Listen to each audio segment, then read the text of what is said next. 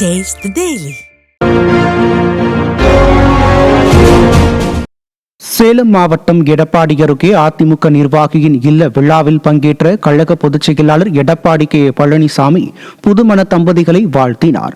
கடைக்கோட்டில் உள்ள எடப்பாடி சட்டமன்ற தொகுதிக்கு உட்பட்ட வடக்கு ஒன்றியம் எம்ஜிஆர் மன்ற தலைவர் ஜேசிபி சேகர் இல்ல திருமண விழாவில் பங்கேற்ற பொதுச் செயலாளர் புதுமண தம்பதிகளான தினேஷ் ஏமலதா ஆகியோரை வாழ்த்தி ஆசீர்வதித்தார்.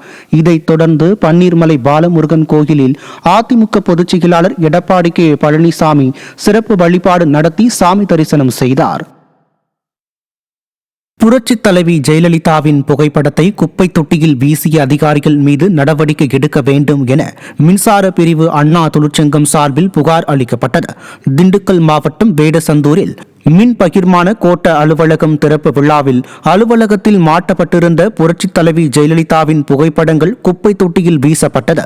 இதுகுறித்து உரிய நடவடிக்கை எடுக்க வேண்டும் என வலியுறுத்தி அண்ணா தொழிற்சங்கம் மின்சார பிரிவு சார்பில் அதிமுக தொழிற்சங்க பேரவை மாநில செயலாளர் கமலக்கண்ணன் தலைமையில் மின்சார பிரிவு அண்ணா தொழிற்சங்க மாநில தலைவர் சம்பத்குமார், மாநில செயலாளர் விஜயரங்கன், மாநில பொருளாளர் மோகன் ஆகியோர் சென்னை அண்ணா சாலையில் உள்ள தமிழ்நாடு மின்சாரத்துறை தலைமை அலுவலகத்தில் புகார் கொடுத்துள்ளனர்.